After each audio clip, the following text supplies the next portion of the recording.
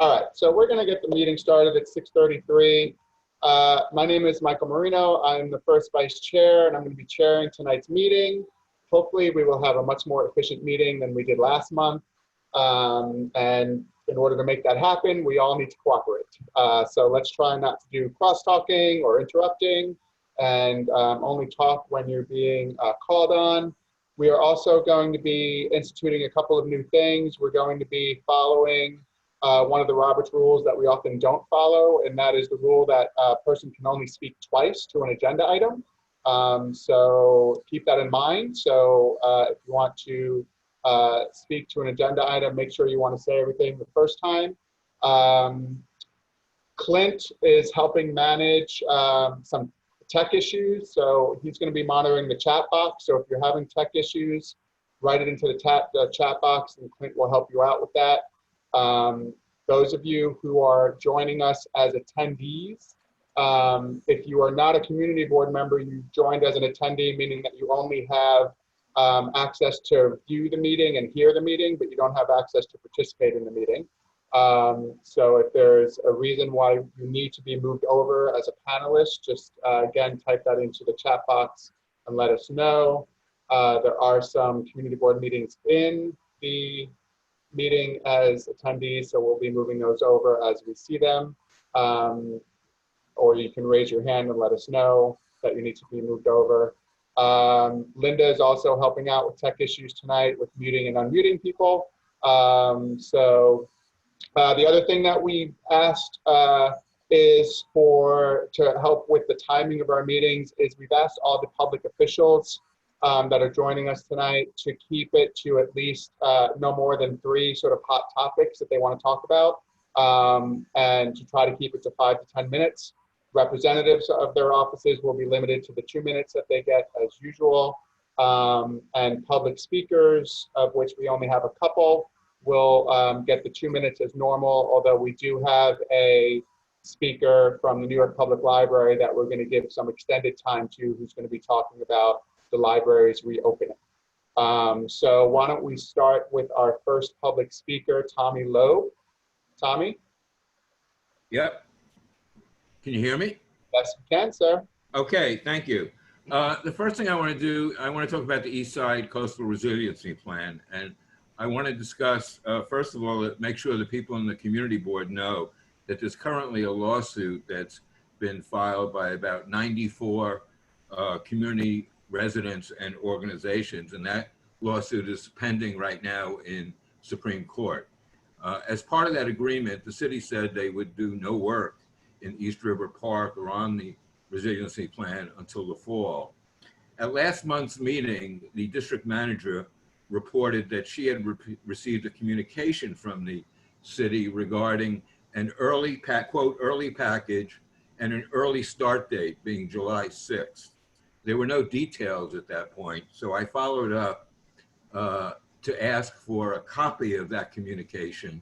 And I was told originally that it would take a couple of days, and I followed up.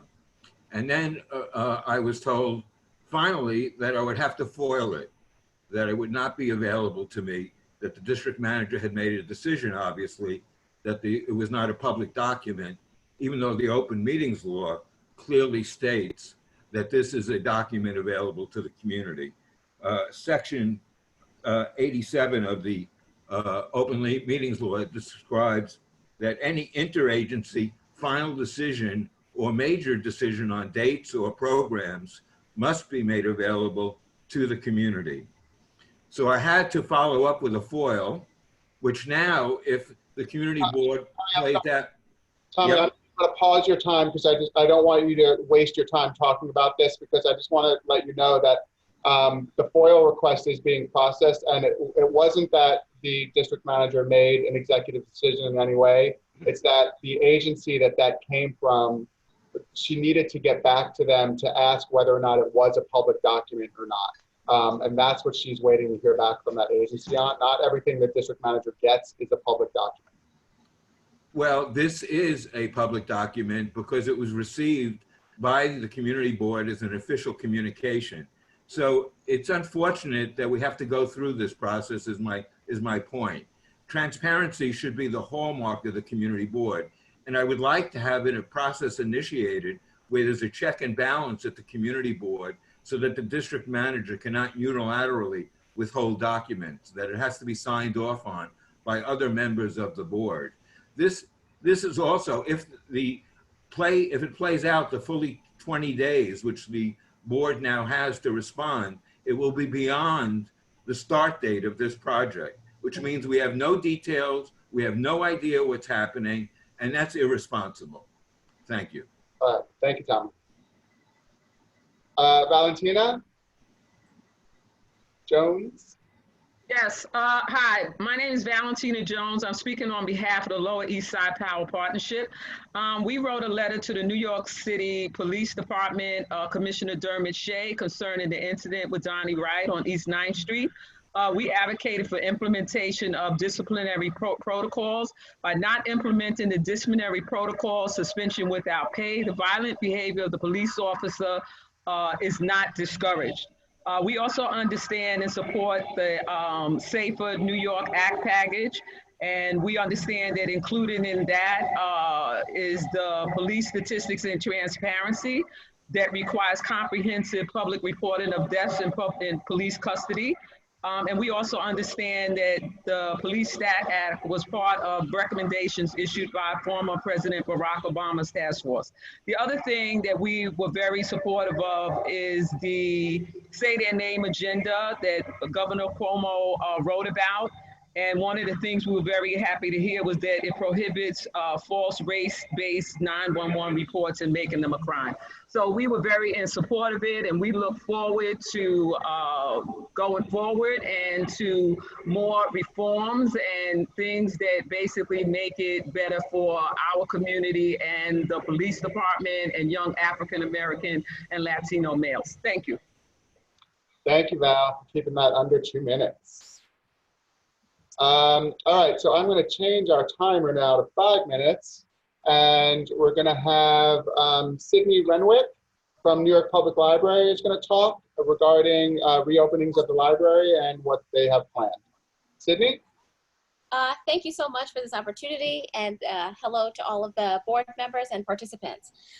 So NYPL and the Brooklyn and Queens Public Library Systems are targeting July to begin reopening our physical locations.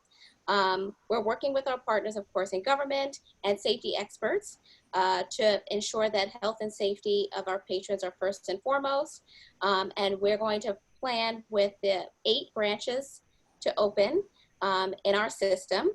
From my understanding, Brooklyn and Queens are going to be opening 7 branches in their systems, though we don't know which branches have been designated as the branches that will be opening. The first 8 branches will initial a grab-and-go service, and patrons will be able to place holds from their home and pick them up and return them at the 8 locations that are the designated locations.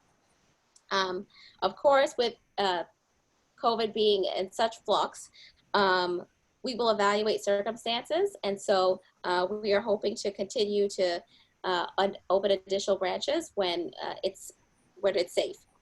One other thing I would like to mention is our summer reading program. So on June 8th, the New York Public Library launched its 2020 summer reading program. I know last year we launched it in Tompkins Square, so we are very excited to have the opportunity to offer it digitally.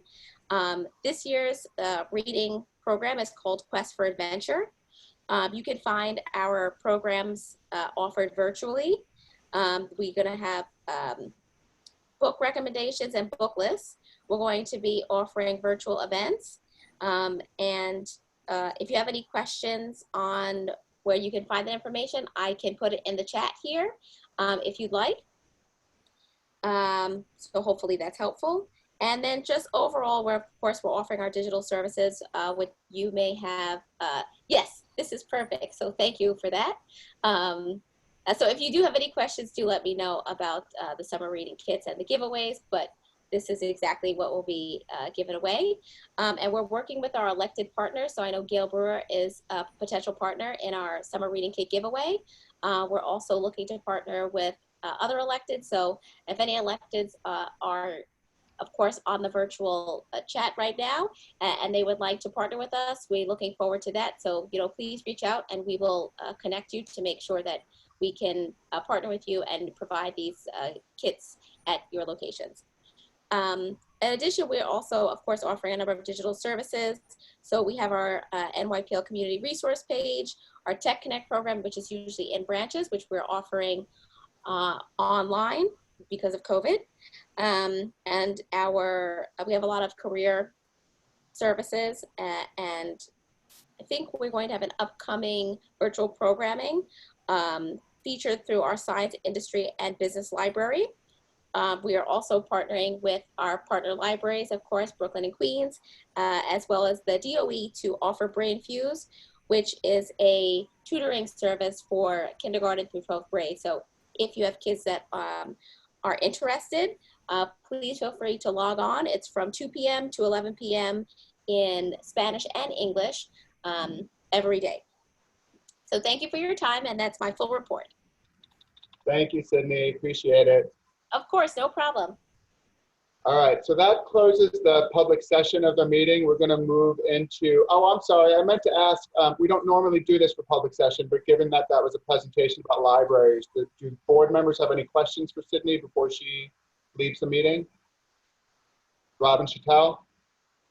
Hi, thanks for that presentation, and that's going to be awesome that kids are going to get those packets.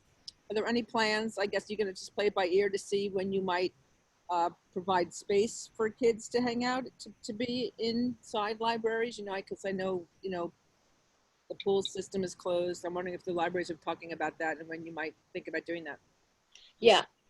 So thank you for that great point. I do think that we're, of course, assessing the just the current condition of things. And so we'll definitely be opening branches and opening branches to all in an overall manner. But as of right now, I don't know if we have specific plans to open the libraries up to children, although I do hear your point and understand that they do need a place and a safe place to go. But I think that we're just, assessing what we can do, what happens with COVID, and then of course, just making those decisions on a rolling basis. But as of now, for right now, it's grab and go. That's of course happening very soon. And then hopefully we'll be able to open the branches to all, and we'll be opening more branches as well. Thank you so much for the question. Thank you, Sydney. Any other questions? All right, so we are going to move on now to our elected reports, and just a few reminders before we do. Again, members of the public, if you can type your name and any affiliation into the chat box for attendance purposes, that will be great.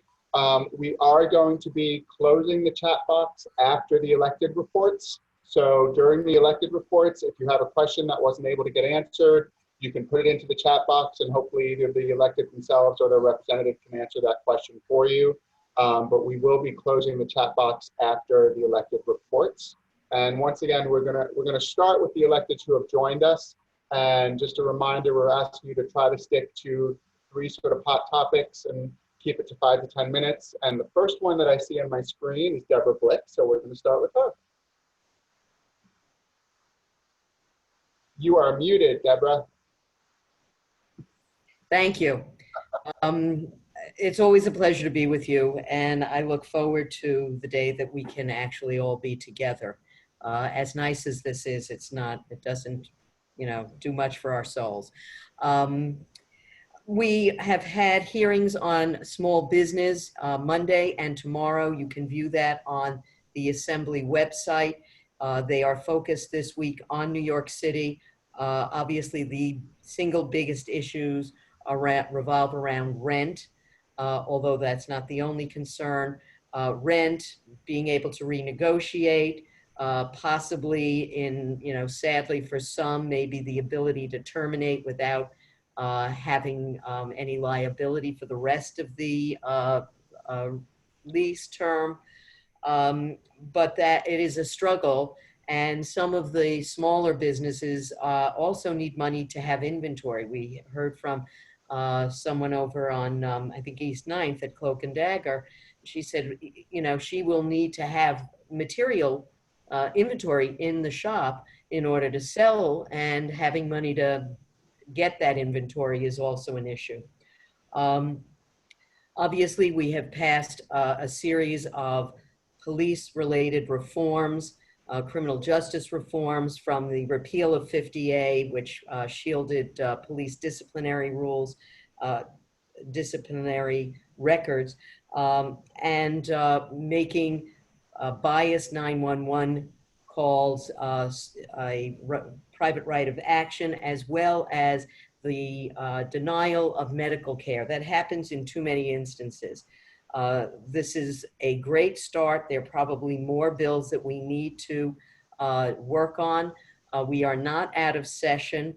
We are at the call of the speaker, and I presume that we will be going back once there's more information about where we are with the feds. As chair of higher ed, we sent a letter to the entire New York delegation saying we needed another second round of money directed purely at colleges and universities. They did one round, and they were grateful, but it was not very much. And we need a second round. It is about all of our kids' futures. And a lot of people who go into college aren't kids. So I'm a CUNY kid. We need to support the colleges and universities. Also, it was great the Supreme Court gave some agita to Trump by saying that federal law, employment law, covered LGBT Americans, and the DACA. He couldn't stop DACA. Now, it didn't say it was because they did it, as everything they do is incompetent. They can come back and go at it again. So those are some of the things that are on our mind. Obviously, the big issue that we will be working with you on will be the outdoor dining and all of the what comes out of that. We really have a lot of questions, not a lot of answers. We're glad that restaurants are being supported, but we also want this done in a way that is balanced, and we're not sure what happens with stipulations that the community board has worked out with individual establishments. So I assure you, we are trying to get straight answers. It was kind of a fast briefing on Friday that we got with not a lot of answers to our myriad questions. So we will continue to work with you on that. And thank you very much. Thank you, Deborah. And I will say one of the disclaimers that I forgot to give was that actually our district manager is going to be giving a detailed report about outdoor dining in her district manager's report. They've had a numerous amounts of meetings, one even today. So she probably has the most up-to-date information about outdoor dining. So you might want to stay on to hear Susan. We've got a couple of questions. Susan, I'll start with you since you have your hand up. Yeah, I just wanted, Deborah, I want to thank you. Your office has been so supportive and helpful with this SLA stuff. The organized notes and information they gave me helped me prepare for the meetings that we had where we also didn't get answers. And I just want to say thank you. Your support has been incredibly important. Well, thank you. Thank you. It's our job. Michelle Coopersmith. Hi, thanks for being here tonight. I just have a quick question about elections going forward. I had an enormous amount of trouble getting my absentee ballot. And I know that a lot of other New Yorkers did as well, unfortunately. And I'm wondering if the state legislature is thinking about addressing that in any way, specifically through additional funding. I know Governor Cuomo allowed everyone to get an absentee ballot, but didn't provide any additional resources to do that. And I assume that that's a big problem. So thank you. Well, the Board of Elections swears to us that last week all of the ballots were sent out and that any delays might have been the post office. Now, I sent my application in literally almost, as soon as we could, and I voted like a couple of weeks ago. So I think it's a problem. New York State, because of our state constitution, we do not have a full mail, vote by mail situation. We did first passage of a state constitutional amendment in last January, I believe. And so that's this legislature. So next year we can do the second passage, hopefully early, and then it can be taken to the public so that we can resolve the issue. The only reason we can do this now was an executive order that said we were all, affected by COVID. And clearly so was the post office. So I don't want to jump on the post office. They're under the gun also. But we should be like Washington State, where it's, pro forma that you can vote by mail. So we're in the process of trying to address that. But for November, it's very possible, if there is any resurgence of the virus, that the governor will once again issue an executive order that essentially said we could all say we were affected by illness, which is why we were able to vote absentee. Yeah. Okay, thank you for the update. I'll just say that for me, I applied in April as soon as I knew I was going to be in New York. I never got it. They blamed it on the post office. I applied again, I never got it. My boyfriends came without the return envelope, and I've heard that from many other people. So even if they got it out, a lot of them were incomplete, or I was unable to request a second one. So I was effectively disenfranchised. So yeah, I appreciate all your hard work on it. Sadly, mine, I now feel bad. Mine went smoothly. I feel like I should apologize. Mine went. Hey, it's good that anyone did. So. Thankfully, mine went smoothly as well. I know that Harvey Epstein, I believe, has also joined us. So why don't we go to him next?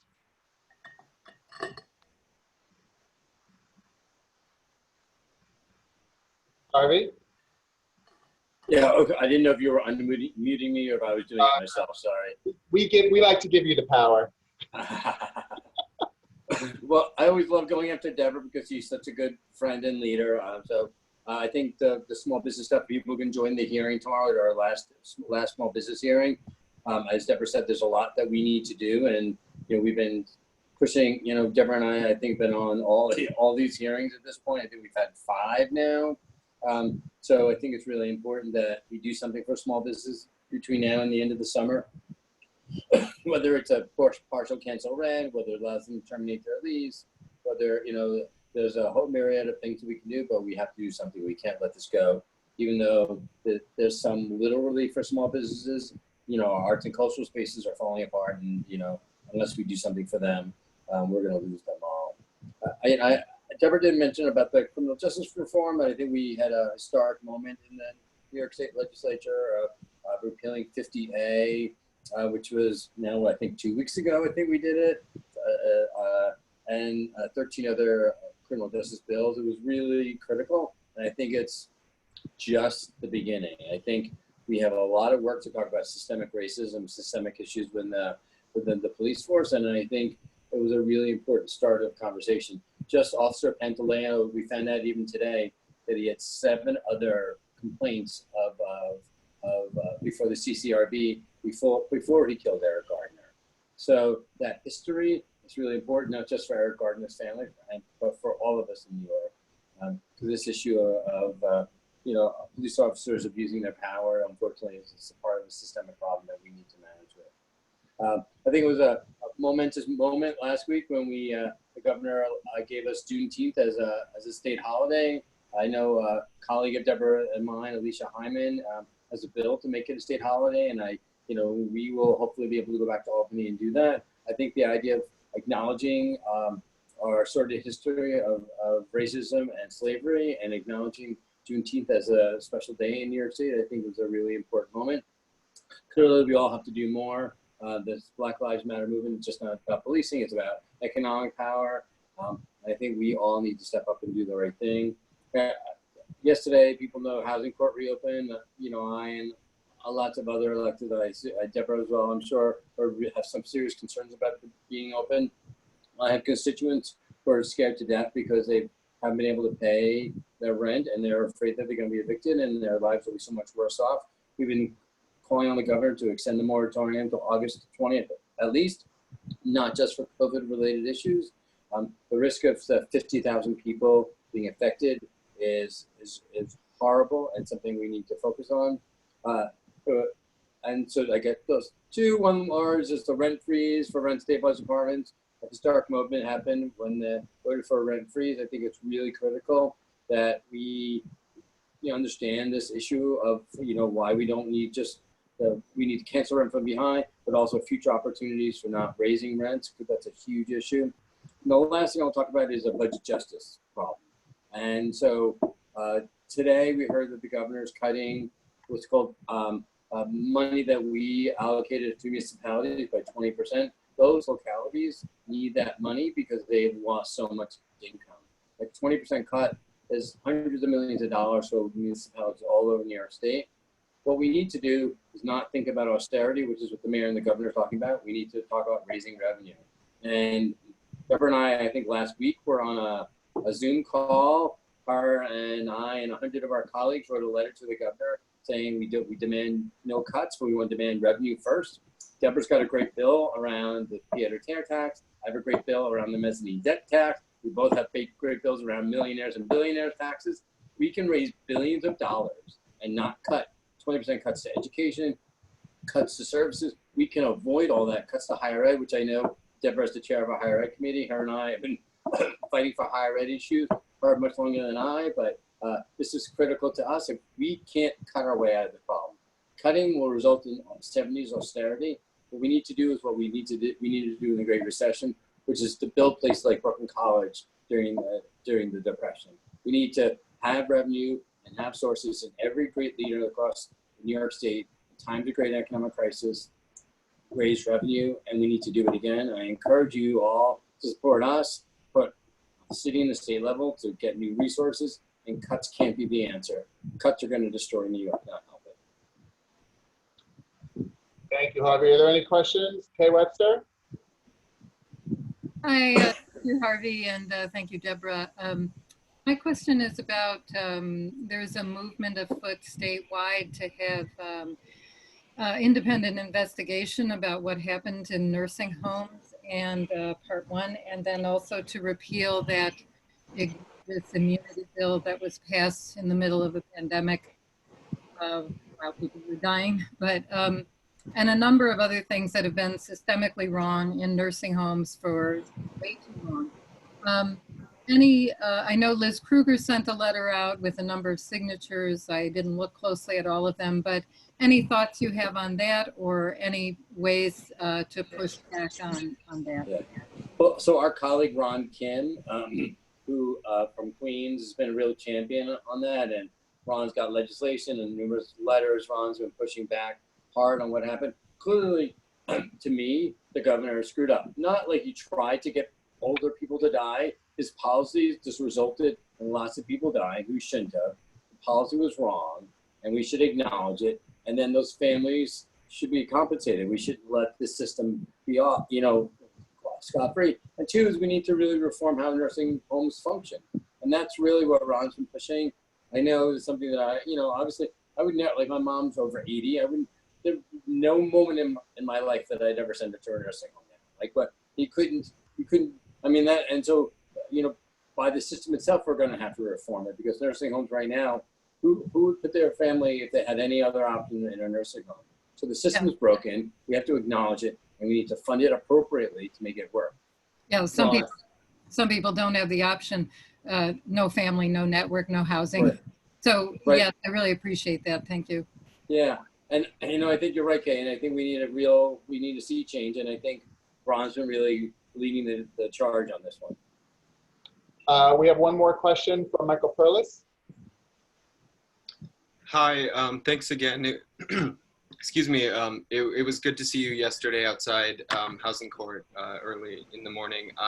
My question is about 421A, whether there's discussions about that. The comptroller has estimated conservatively that the city loses $1.6 billion a year from that program, and right. Advocates argue that it's not developing actually affordable housing. And then also just wondering about good cause, because from my understanding, there's relatively little budget implication for that. And so I'm just wondering whether there's discussions around those two things happening. Yeah, Then Michael, thank you for helping me with those two questions. Those are great questions for me. First, I should have mentioned earlier, people should read my community board report, and Ara, who's my deputy chief of staff, I think she sent that around. That'd be great for you guys to look at. Second, on this a good cause bill that a co-sponsor from the beginning, Pam Hunter in the Assembly, Senator Salazar in the Senate.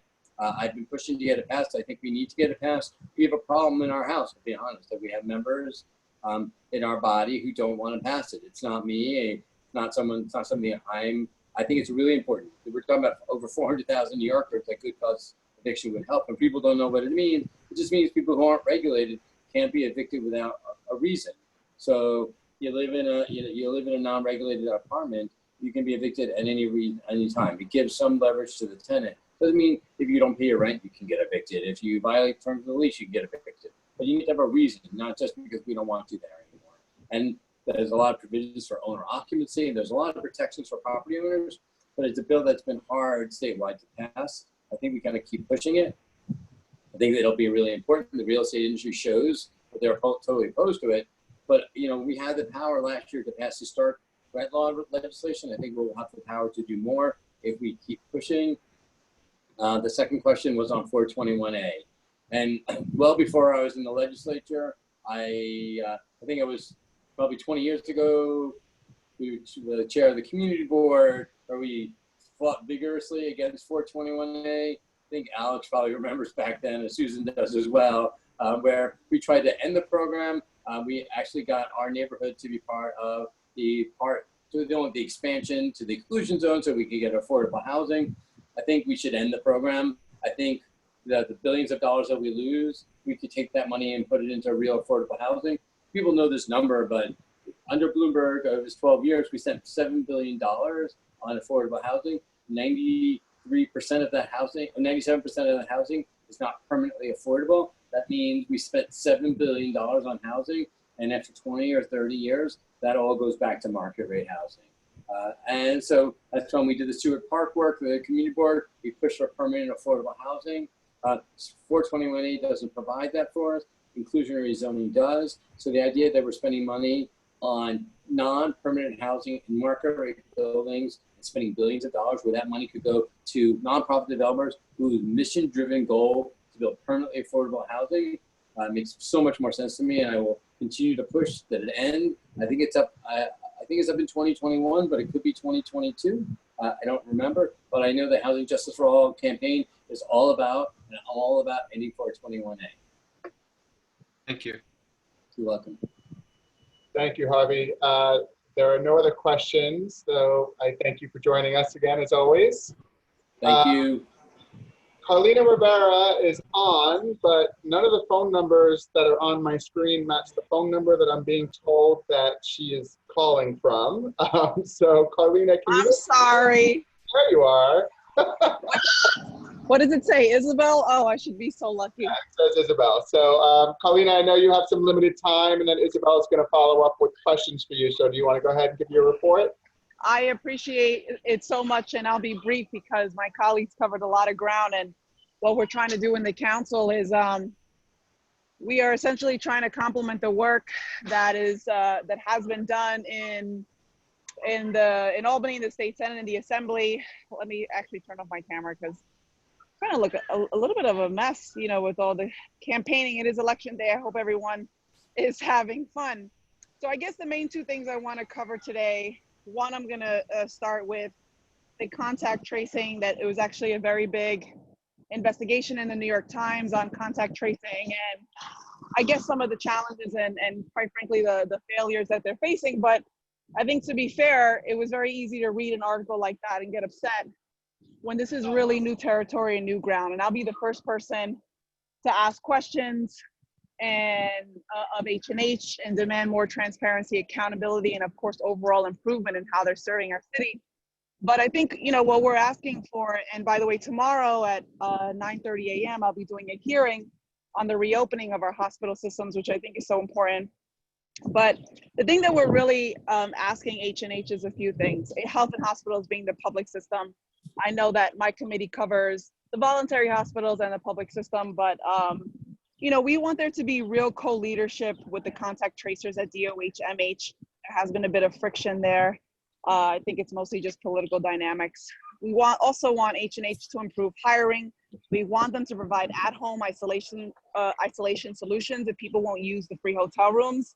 And we really need to make sure that we're restoring trust, which is why I'm having another hearing tomorrow, in addition to the hearing I did on the mental health support that they're providing our frontline workers for medical and non-medical staff.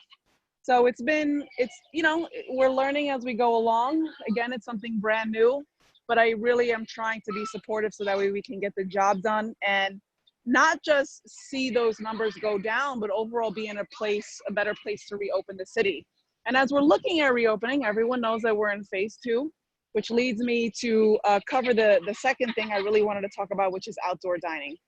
I realize that people we're all a little bit frustrated with how the whole thing rolled out. It was pretty much sprung on everybody with little to no detail 3 days before it was implemented.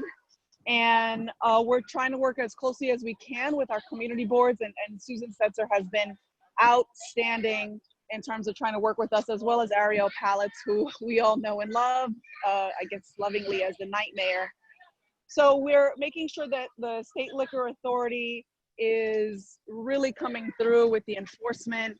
I know that they basically threaten people with fines and revoking licenses if they're not good neighbors, but we're going to try to find out exactly what that means, and really making sure that, everyone understands that we all want our businesses to thrive, and we certainly don't want any more empty storefronts, but that can't come at the price of poor quality of life.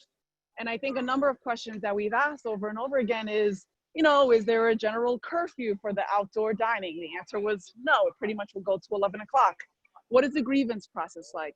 How do you make sure that rules are going to be enforced and that people understand the application process and what they need to do to make sure that this is implemented correctly? A lot of that has gone unanswered. We're kind of, improv, freestyling a little bit, but I can't. Of course, I have to thank my staff, especially Pedro and everyone else, my chief of staff, who's been great. I just want to give props again to Susan Setzer for really trying her best, considering how the NYPD has been, they've been a challenging agency to work with, just generally in a number of issues. But I guess I'll leave it there. I don't know if there's anything else. I mean, I can take a couple questions, if that's okay. I know that you were being gracious enough and saying that you were going to let me go, but I really appreciate everyone, so I'm here. There's a few hands up, Carlina, but why don't we just first with our district manager, Susan. She probably has to share it. Again, just a reminder to the other board members that Susan is going to be giving a much more detailed report about outdoor dining during her district manager's report. So Carlina, I just wanted to thank you. I think I've taken over Pedro for the last 3 weeks, because, kind of walked me through this whole process. And I just wanted to say thank you for letting me borrow your chief of staff and for your office. You're welcome. He's great. Valentina? Yes, when you say reopen, what does this exactly mean? Because my understanding was they were open all the time. They asked for nurses to volunteer to go to health and hospitals via the health department. That's one question. The second one is in terms of the disciplinary process, because we both had, we had people talk from the state, and I know looking at what they have presented, that none of what they have, while it's great, the reforms, none of it addresses the disciplinary process. And we had somebody on 9th Street with video and everything, and the person got altered duty or something. They didn't get what's in the disciplinary process, which would have been suspension without pay. So that's my two questions. What do we mean by reopen? Okay, I'm going to answer these 2 questions and then I got to jump. So first one, thank you for the question. Love Brooklyn. The first one is, I understand what you mean. You're asking about reopen. and you're absolutely right. If you don't feel well, if you have an important appointment, you should certainly go to your local clinic or your hospital system or go see your doctor. Right now, though, our hospital systems aren't technically open at 100%, right?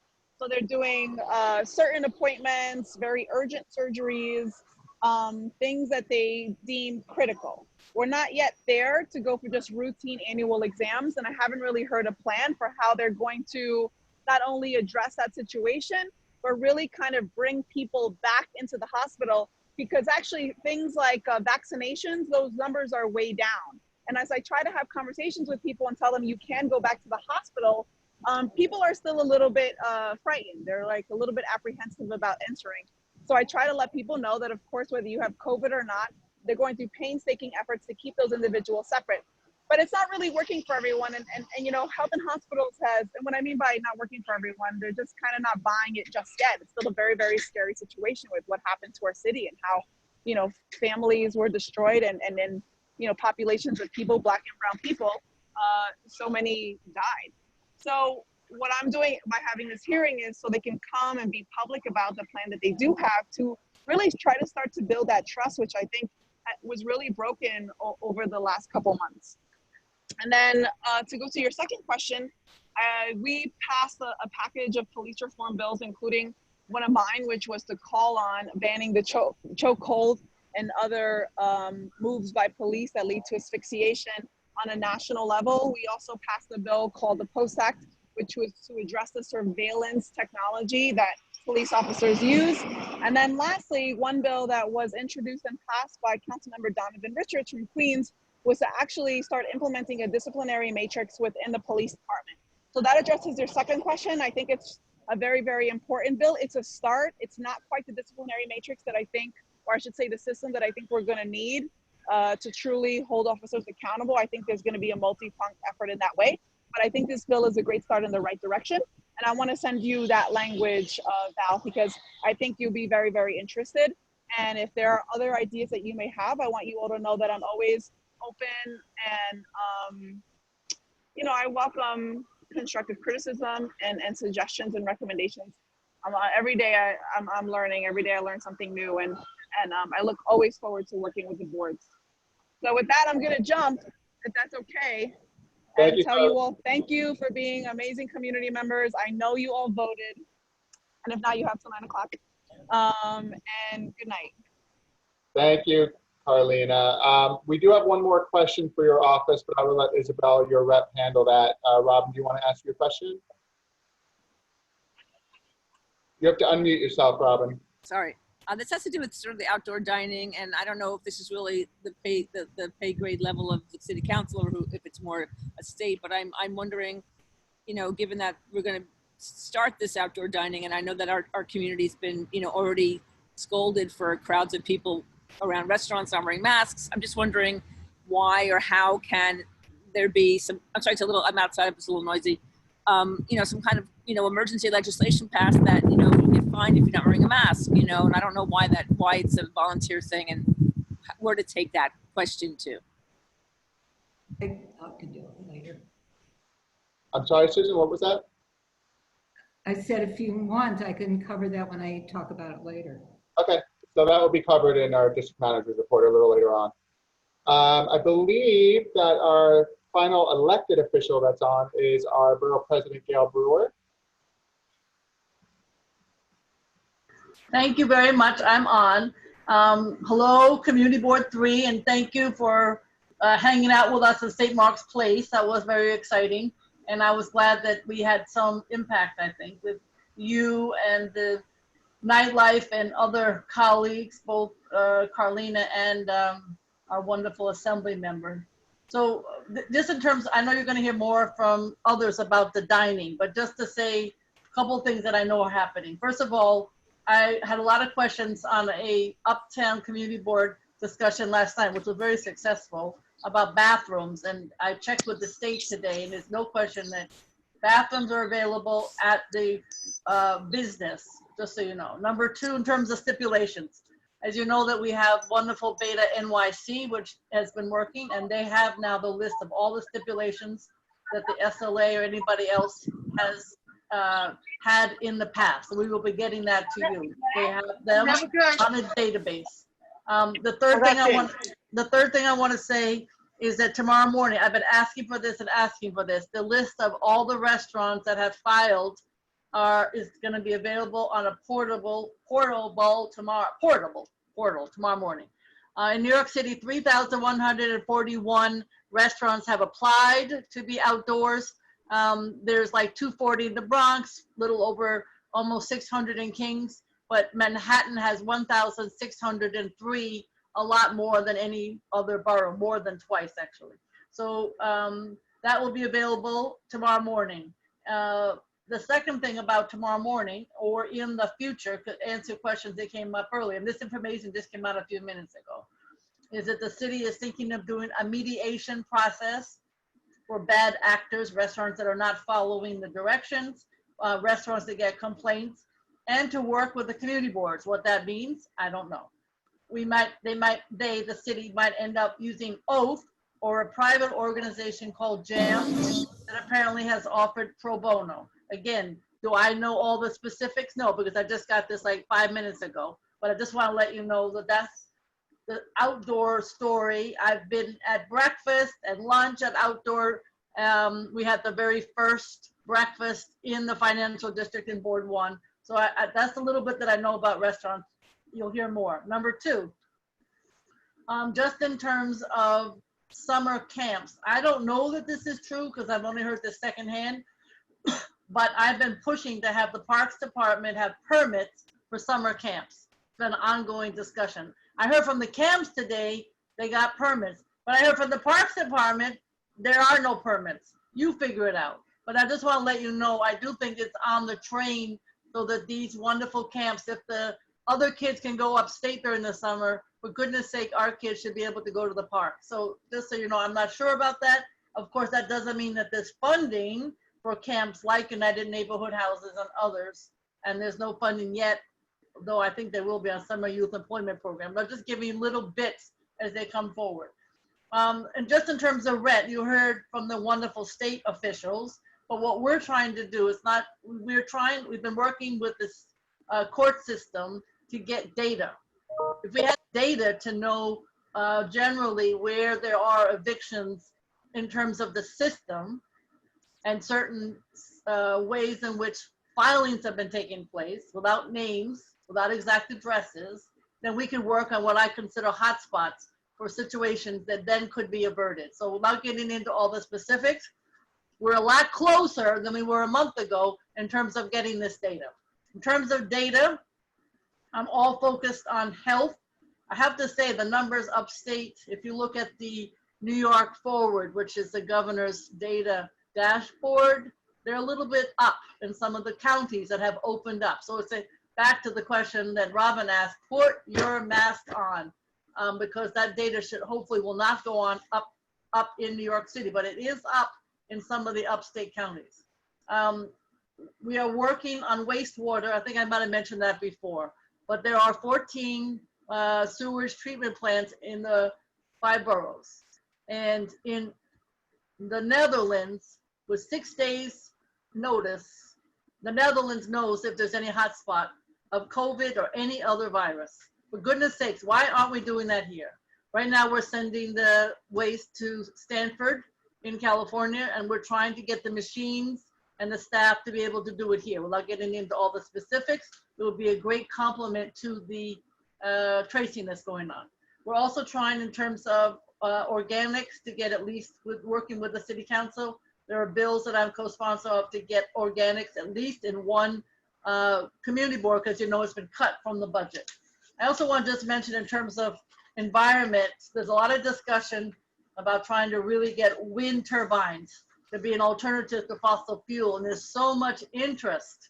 So again, that might be something that the community board could take up, because I'd like to see all the boards being supportive of that. We have, as you know, all the East River Community Advisory Group has begun, and I hope that goes well. It's a big, big project, and I thank you for all of your input. We've been working with the Hernandez Houses Capital Improvement Project and upcoming events. We know that we have the board leadership training. Obviously, there's one tonight, but there'll be many more. certainly on the 25th and the 29th on land use and landmarks. We're working on the Go Broom site to try to get the DEC to give us more time to be able to address that issue in terms of the cleanup. The mayor's office is having a town hall on June 25th on 70 Mulberry Street. And we are doing with the New York Public Library tomorrow, June 24th at 3:30 with the library and many, many fabulous individuals, a discussion of the census. We continue not to do well on the census. And we are now in our office, we have identified every single census tract with a low turnout. And we're literally going to be contacting those individuals different ways.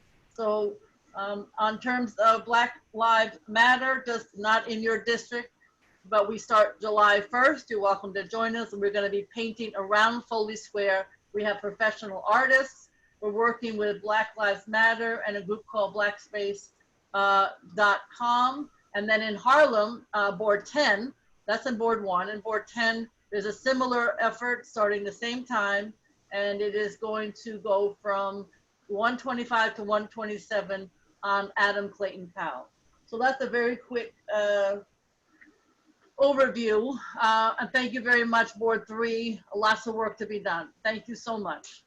Thank you. We've got a couple of hands up. We'll start with our district manager, Susan Stetzer.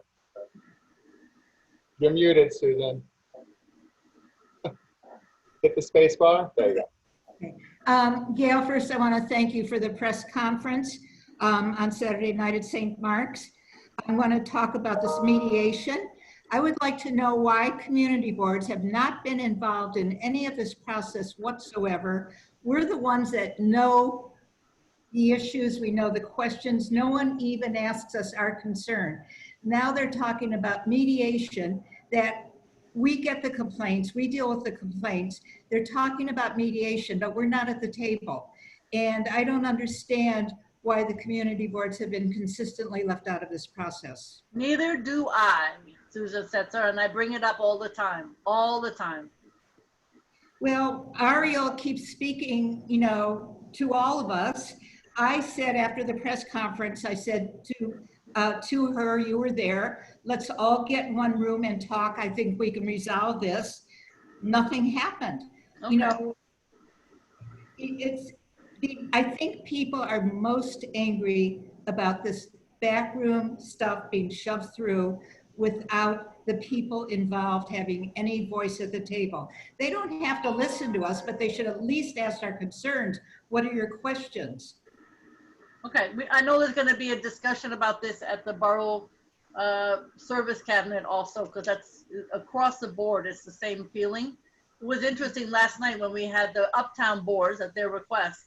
I mean, I could not tell, there must have been 500 chat questions along the same lines. So I will follow up, but it's hard to get anybody to have traction, to be honest with you. Well, Ariel has to want to talk to us. Okay, I hear you. Thank you. One last question from Trevor Holland. Trevor? Hi, Gail. Thank you for spending time talking to us. My question is a bit broad, but it may be a Borough-Battenborough question. I know it involves City Council. But every single project that's resiliency related between Montgomery Street and Brooklyn Bridge is under jeopardy because of funding spending deadlines. The city has applied for extension, one that expires in 2022. That would be the LMDC 9/11 funds, yep. And the other resiliency funds which expire the year after 2022. EDC has said that they're not going to meet those deadlines, so they're at risk of losing close to $250 million of guaranteed federal money. We've had just brief discussions because this really hasn't been raised. I don't think as much as it should. The way EDC has framed it is that they spent all their money on COVID-related items, so they're not able to front that money in order to get reimbursed by the federal government. The money is sitting there for the federal government, but the city and OMB has not figured out a way to draw this down. And if Trump does not extend the deadline, the city is going to lose $250 million. So my question to you is, how do we raise this? Because I know it's a bigger issue, but it includes Pier 42. It includes package for the East River Esplanade, which is 9 years delayed. It includes the Brooklyn Bridge Esplanade, and it includes the Brooklyn Montgomery Coastal Resiliency Project. So those are major projects, all funded, which are a serious threat of losing federal money. Well, thank you, Trevor. I'm very aware of it because there are some district projects around Community Board 1 that are in the same situation, just so you know. And so let me get back to you about, because LMDC is a very, they're not going to have money if they're not in, used now. That money's got to be used now. And there's about 3 projects that I talked about yesterday that are absolutely in the same situation. So it is, you're right, it's not just Board 3. So let me get back to you to figure out how we're going to deal with them as a whole. You're not alone. And I thank you for bringing it up, because I didn't realize how many in Board 3, because there are 3 in Board 1 I'm very, very aware of. Thank you. Thank you. No further questions, Gail. Thank you. Thank you. There are not any other elected officials that I see on, but I do see 4 reps. Shivani from Eulene's office. Actually, I think it's only 3. Caroline from Brad Hoyleman's office, and Harmony from Margaret Chin's office. If there's any other reps that I didn't just call. Hey, sorry, should I go now? Sorry. Yeah, just hold on, Shivani, sorry. Yeah. If there's any other reps on besides Shivani, Caroline, and Harmony, please raise your hand and let me know. Otherwise, I'm not going to call on you to make a report. So Shivani, go ahead, and I'm going to put the timer back on. So for those of you who don't like the timer and get annoyed that it takes up your whole screen, Clint has put instructions in the chat on how to change your view so it doesn't take up your whole screen. Go ahead, Shivani. Okay, yeah, I'm gonna keep this short and quick just because all the other electeds touched on the biggest points and said them really well. So our biggest thing is that, like others said, last week, Eulene worked to pass the package of police reform legislation, which is a really important first step in addressing these systemic issues in our system. So that's one of the biggest things. Another is just the continued conversation around 70 Mulberry. Eulene has continued to engage and call for community engagement, which was great that we were able to have that CB3 meeting, and she wants to keep having those conversations because it's really important. And then the last is that she participated in a revenue working group press conference last week, which is a group that is dedicated to finding ways in which we can make money for the state to get out of this crisis. One of those ways is through legislation like Assemblymember Glick's on the pied-à-terre tax, billionaires tax, ultra-millionaires tax, as well as Eulene's bill on stock buybacks. So that would all be a way to generate revenue for the state. She's also continued to do her bi-weekly Asian Pacific American Task Force with Assemblymember Ron Kim. And so if you want any information on any of that, feel free to message me. Also, we're still doing our daily COVID newsletter. So if you want to sign up for that and you haven't, I'll put my email in the chat box and you can just shoot me an email and I'll add you to the list. I think that's it. Awesome. Thank you, Shivani. All right, we're going to go to Luke Wolf from the Comptroller's office. Hi, everybody. I'm Luke Wolf from Comptroller Stringer's office. I'll try to keep this brief. Obviously, there's a lot going on in our city right now. We have the overlapping crises of the pandemic, the economic crisis, as well as, of course, the disproportionate impact on communities of color from police in our city. And we're addressing all of those, but I'll kind of briefly touch on each of them. So on the first, the policing issue, we believe that breaking down structural racism in our city will require big change, and that starts with our budget. So we have called for a $1.1 billion cut to the NYPL budget to take that money and invest in the communities who have been most disproportionately impacted by policing. And we've also called for 2 other reforms to police.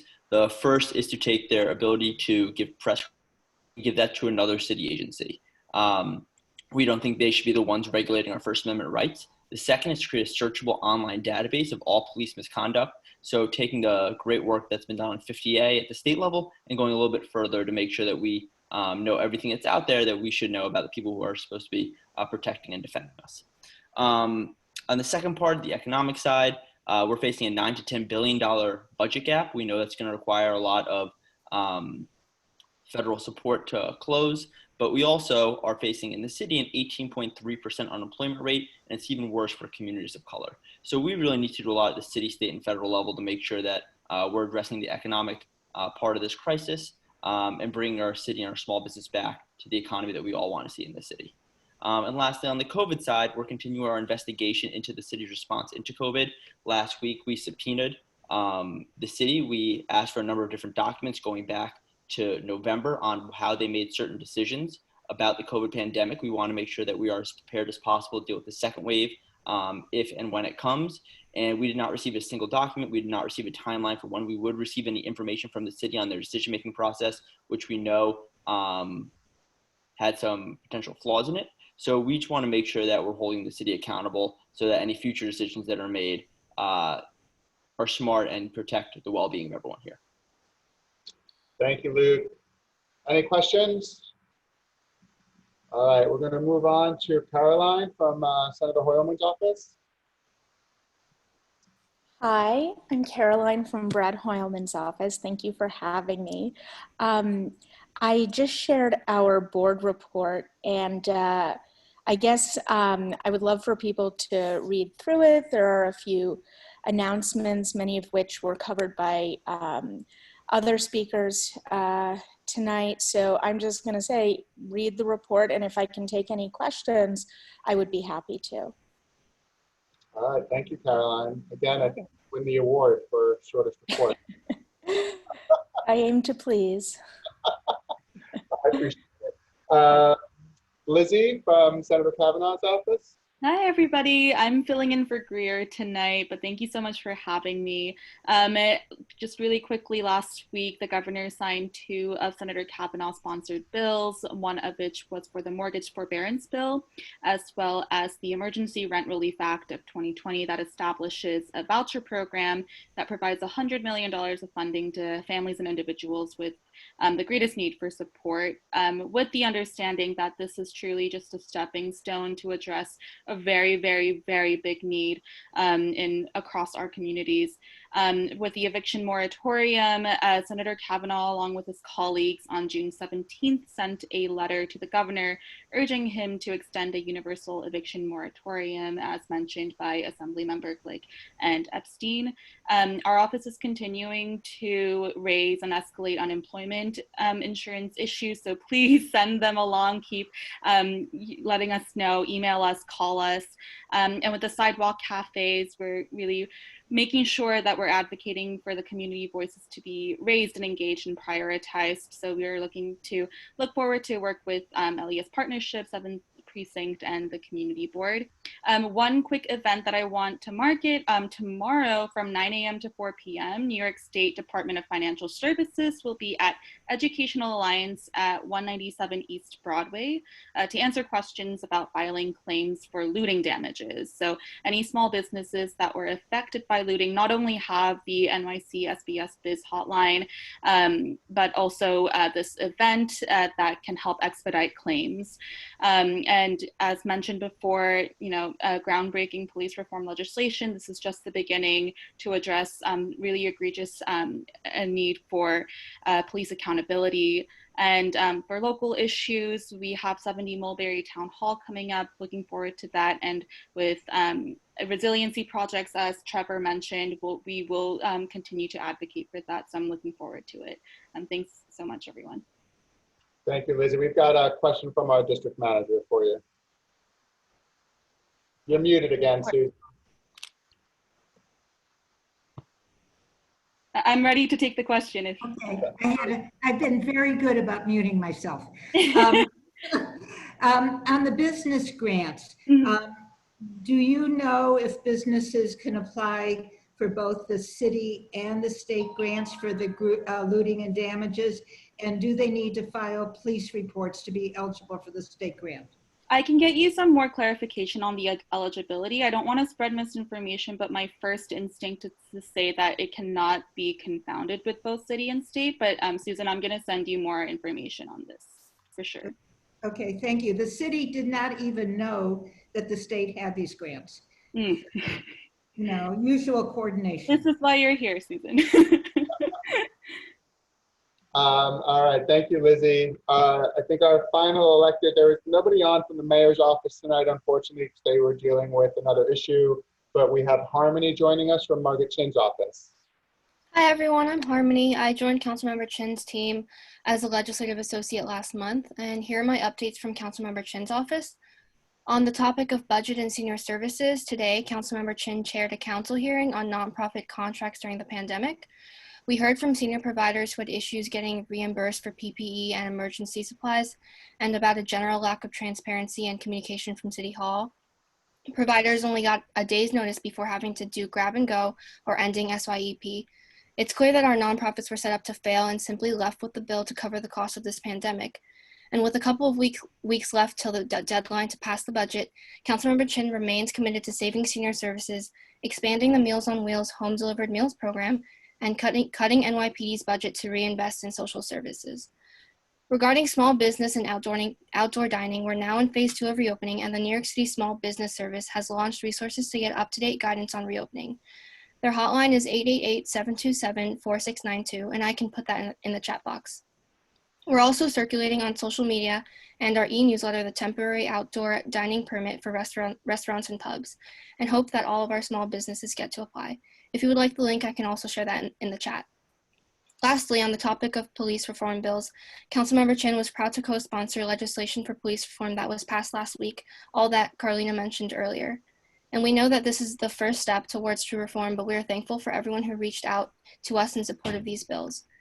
We're also regularly updating our COVID-19 resource page with other agency updates, so please visit our website for any other updates. Thank you, Harmony, and welcome aboard. Thank you. Any questions for Margaret Chin's office? All right, I think unless there is another elected officials rep on that I'm not aware of, that'll close our elected officials report. I want to note that it is 7:40 p.m. and we are going into the business session of our meeting. Thank you, everybody. So with that, I will run it over to Michelle Cooper-Smith, who will do roll call for attendance and approval of minutes. Thank you, Michael. Okay, remember that you can unmute yourself, so please do so before trying to speak to me. David Adams. David Adams. He's online. David, if you're on the phone, it's *6 to unmute.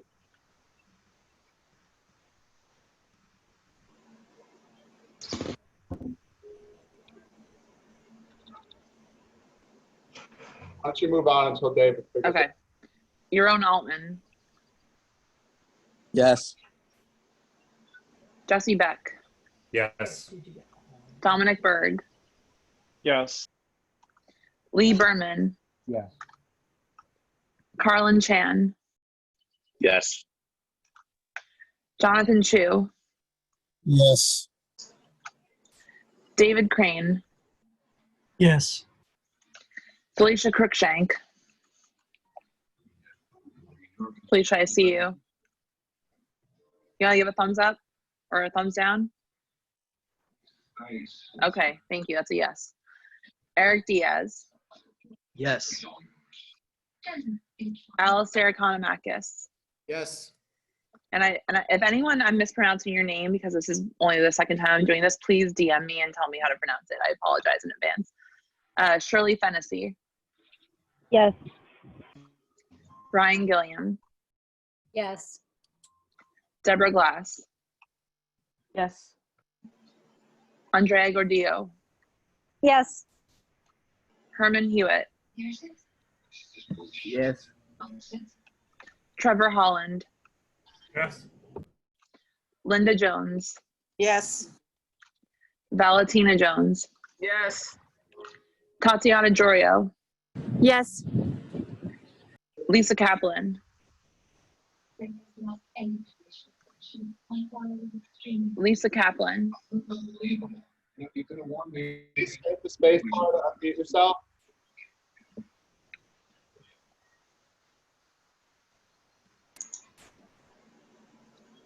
Sorry, the space bar wasn't working. Yes. Okay, thank you. Olympia Kazi. Yes. Joseph Kearns. Michelle Coopersmith. Yes. May Lee. Yes. Wendy Lee. Wendy Lee. Do you see her on, Michael? Looking. No, she's not on. Okay. Alicia Lewis Coleman, absent. David Louie. Yes. Thank you. Ellen Liu. Yes. Michael Marino. Yes. Alex Militano. Yes. Thank you. Michael Perlis. Yes. Tariq Ramos. Yes. Paul Rangel. Yes. Carolyn Ratcliffe.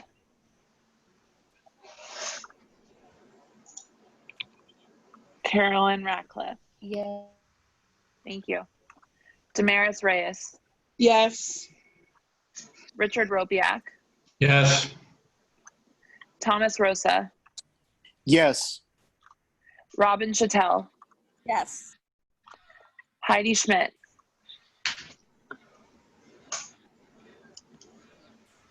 Heidi Schmidt.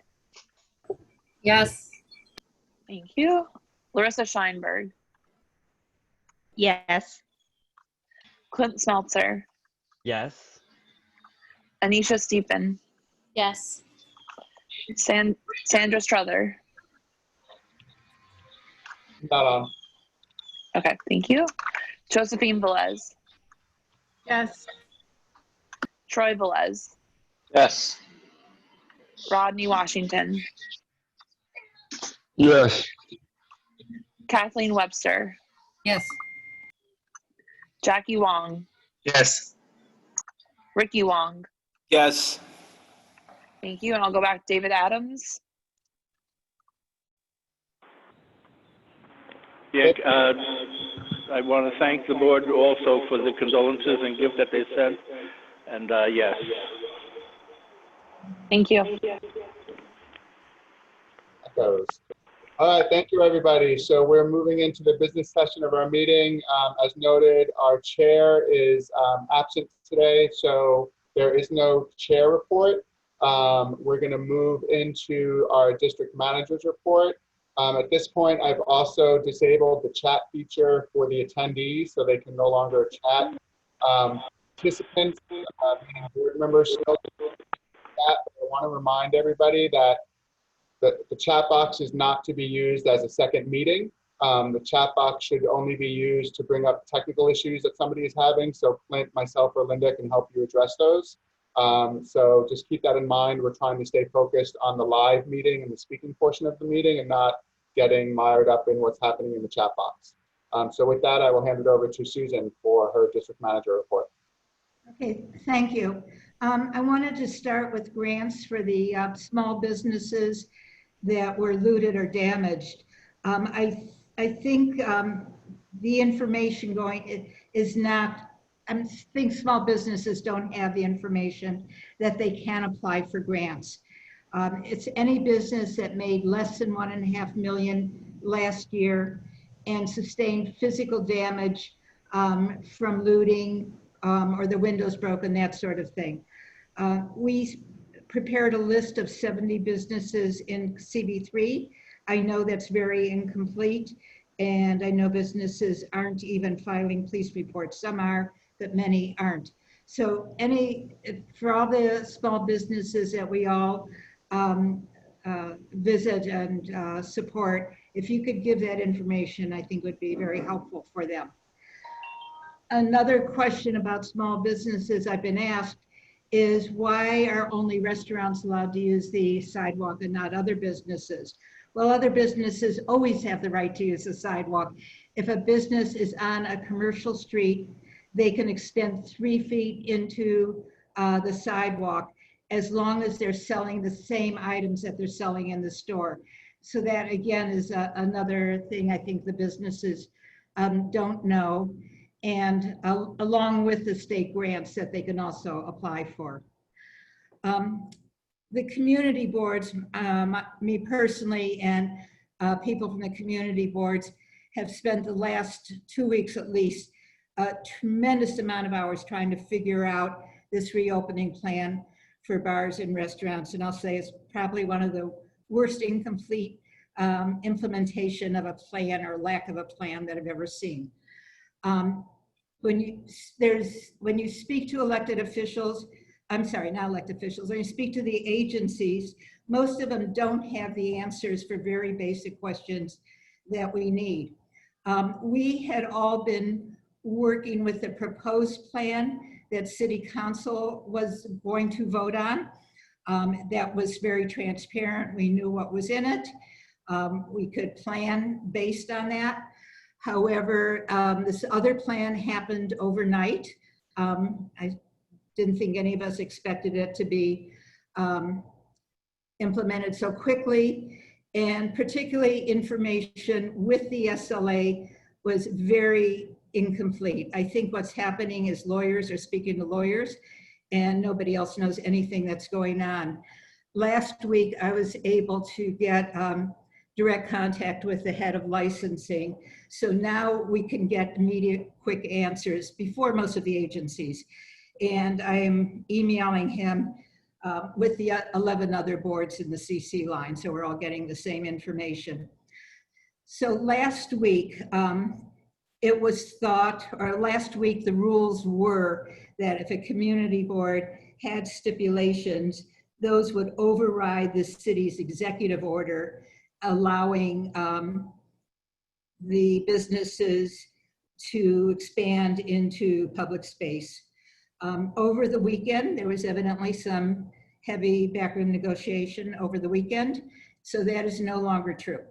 I'm making Michael smile. It was now decided over the weekend that the city's executive order takes over for all stipulations do not count for this executive order that's, you know, up to 4 months, except for private property.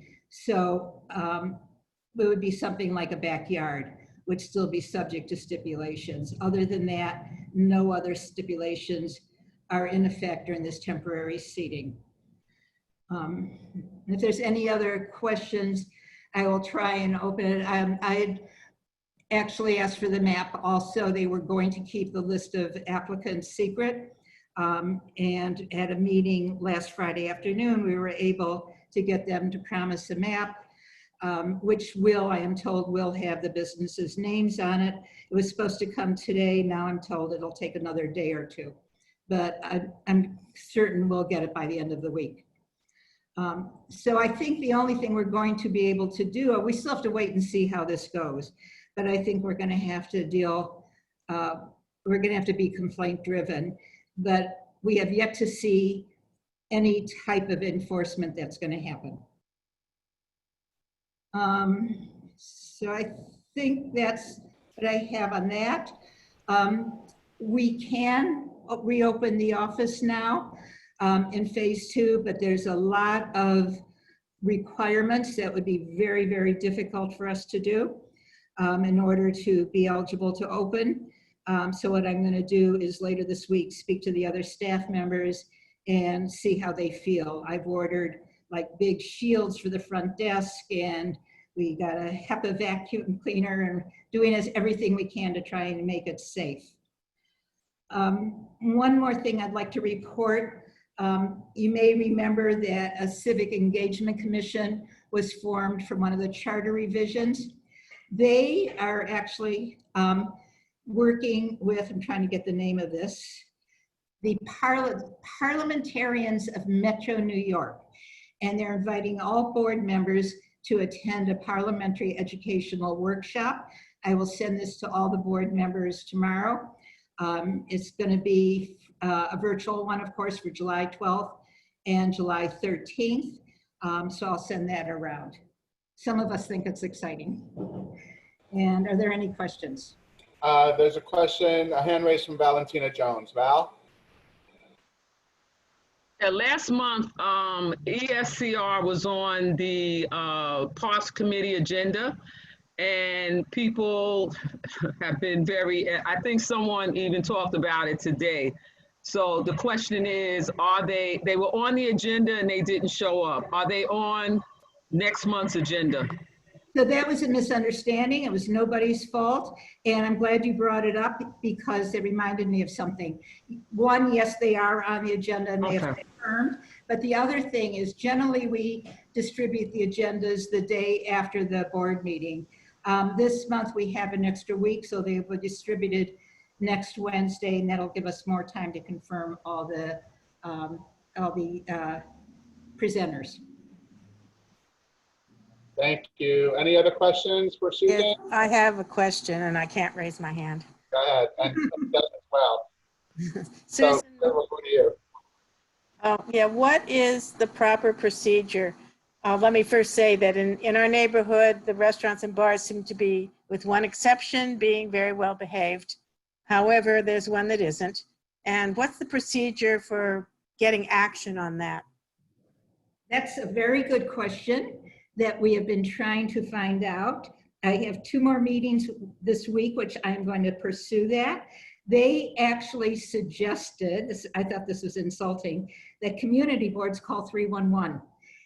And I thought that was a pretty bad answer. At this point, I'm going to say, one, I'm saying you should call 311, but you should also email and let me know and let me make it a test case. If you have any documentation you can give, like not social distancing or whatever, it is, like photos, it's really, really helpful. Susan, yeah. What happened was my neighbor first went and spoke to the owner, or the manager of the bar, and was told that she's a Karen, which wasn't very nice. So then she called 911 and was told she should call 311. So Right. She called 311, but of course, no, there's no action. I mean, I guess a complaint is registered essentially. So that didn't get the problem resolved in any way. You should call 311 so you can get the complaint number and we can memorialize it and then call the community board for action. Susan, before we go to Clint's question, do you know the 800 number that was given out at Borough Board meeting when they made this presentation? Is that 800 number meant for applicants or meant for complaints? I was under the impression it was meant for complaints. I don't even remember the 800 number, to be honest, but we have been told by DOT very specifically to call 311. All right, maybe I have it written down somewhere. I'll try to find it and call it and see what it does. Yeah. Clint, go ahead.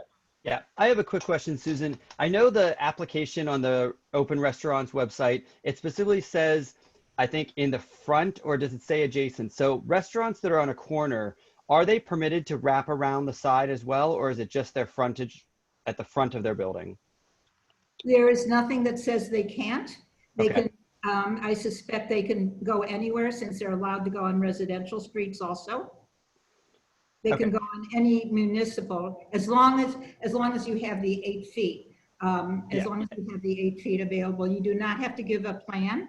You do not have to give like diagrams like you would for a sidewalk. Yeah. Now, the one thing that I read that the SLA is requiring a plan or a diagram to extend the light, even though they automatically extended the license. There's a follow-up email that some business owners got that say that to submit to the SLA a plan. Do you know anything? Have you heard anything about that? I haven't, and I don't know when that happened because it was just this weekend that the city executive order superseded anything with the SLA. So I don't know. I can ask that question. Okay. And then just the final follow-up on that. I've seen some, I know some businesses are, and in the beginning there was discussion about if there's a vacant space next to yours, are they allowed to use that space? I know some businesses are currently.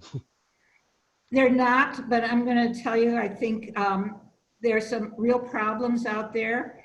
And, I think people are going to have to focus on the ones that have like hundreds of people totally blocking the sidewalk and that kind of thing. Yeah. But we will find out whether they have to submit plans. Okay. Thank you. We've got 2 more questions. Paul Rangel. Susan, has the mayor's office emailed you about the fireworks task force?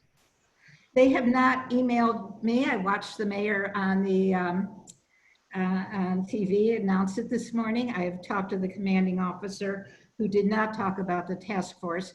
He talked about it's kind of like a drug thing. They're trying to stop the supplies from coming in the city. They are not issuing fines. I thought the best part of the mayor's task force was they're going to educate the kids so they won't want to do it anymore. I expect this week that we'll get information. I'm going to be on a meeting with the mayor's office tomorrow. So I'll let you know what they say. Final question from Robin Chattel. Hey, Susan. So I'm wondering if the restaurant, sidewalk restaurant problem is citywide, and if you've been talking to other district managers and other community boards, and has there been any talk or effort to maybe pull together resources to address this to the mayor's office as those organizations? So we pretty much do everything together, and the answer is yes. We're planning like a chat this week because we were so disgusted at the meeting we had last Friday afternoon. I don't think that we're going to have much sway with the mayor's office, to be really honest. I think, I mean, we have to see where it goes, but I think it may be more strategic to try and get our state electeds to help with enforcement. And one other thing, I think, I mean, is it, you know, certain neighborhoods, you know, there are many people who are leaving the city, as we know, and you know, I don't know if that's depending on zip code and areas, but I don't know if it's worse. You know, it'll be more of a problem in our district, but CB2 has a terrible problem. CB4 has a terrible problem. It's, you know, not as bad. Everyone has a problem. It's not as bad in some areas, but CB3, CB2, CB4 have terrible problems. Thank you. Anything else, Susan? No, thank you. All right, thank you. We're going to move on to our committee reports. Again, Alicia is not with us, so there's not an executive committee report. So we're going to go straight to landmarks. Linda? You're muted, but I heard you mouth nothing to report. That is correct. Nothing to report. All right, so land use, Jackie. I don't have much to report for our land use meeting as we did not pass any resolution. I just wanted to reiterate what Borough President Gail Brewer said. So on June 25th, coming Thursday, there will be a community town hall for 70 Marbury Street, and the meeting information is already posted on CB3 websites and other social media. So please share that with anyone you know who is interested in this topic, and that's all I have. And I just want to add to that, Jackie, that we are offering translation services. It will be the first time that we're doing translation via Zoom. We're doing a test run tomorrow, so this will either be spectacular or an epic failure. So stay tuned. Next is transportation, Paul Rangel. Hi, good evening, everyone. We not much to report, but we did review the incident from May 2nd on Avenue D and 9th Street, the police incident. There was one resolution that was passed as a result of it. We resolved to ask for the termination of the officers involved and for better enforcement of social distancing and more equitable enforcement of social distancing, as it seemed to be kind of different in different parts of the district. So that is it. I'll take any questions. No, I don't see any. So we're going to move on to economic development. Anisha Stevens. Hi. So we had a lively economic development committee meeting, and we looked at 3 resolutions. The first resolution is a list of the immediate needs for small businesses related to COVID. There are a number of items in here that touch upon various topics. We can start with that resolution if there are any questions about that, and then I'll go into the following 2.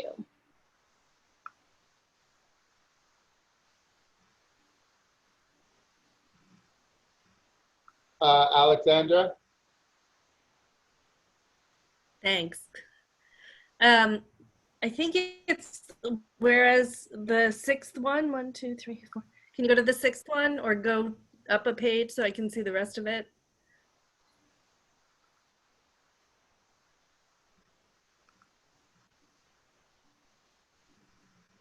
Got enough? Yeah, no, it is the sixth one.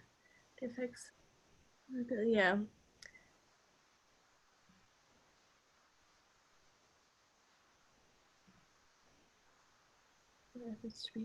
I thought we had changed this and I reread it because it says reopen new businesses. So that doesn't really make sense. And maybe, so we either have to change it to open new businesses or reopen existing businesses. And then again, it doesn't make any sense because it says in otherwise vacant storefronts. But That change didn't get carried over. I believe it was to reopen businesses. Okay, so which I support, but then the in otherwise vacant storefronts doesn't make sense. So maybe it should be to like support and sustain or support and assist to reopen new existing businesses. Period. Right. I believe that's what the change we had agreed on, and it just didn't carry over into the notes. Do you want me to say it again? Yeah, so can we, we're talking about the second whereas that's on this page right now. The last 2 lines. The last 2 lines. So it would be authorities to do everything within their power to support efforts to sustain existing businesses. Period. Okay. If you have any objection to that amendment, please raise your hand. Otherwise, that amendment's going to be taken as a friendly amendment. That's it. Thank you. All right. I don't see any hands raised, so that will be amended as such. Any other questions on this resolution? All right. Anisha, next one.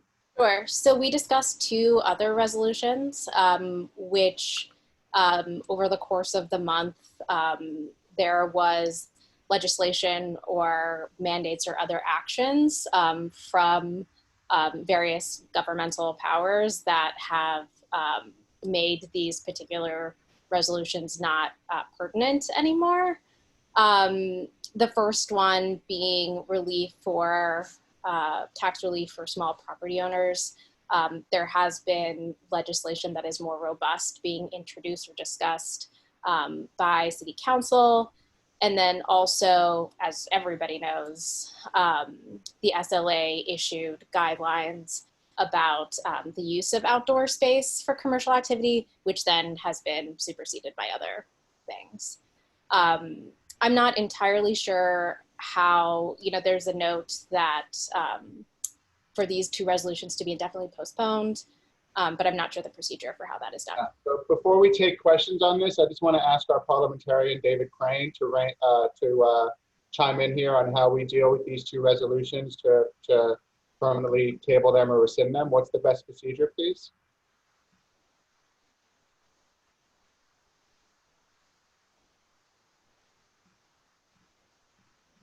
David?